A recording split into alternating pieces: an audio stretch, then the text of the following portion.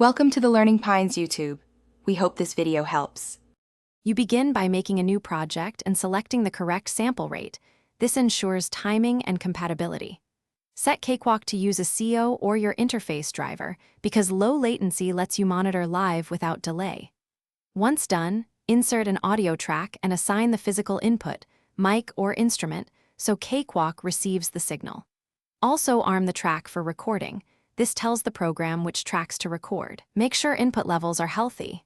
Aim for peaks around -6 dB to avoid clipping. Now focus on the actual recording path and levels. This is where clean takes are made.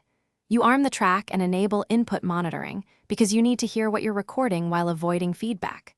Then adjust the preamp or interface gain, aiming for consistent peaks near -6 decibels, which preserves headroom. For multiple takes, use loop record or punch-in with pre-roll to capture precise sections and label good takes.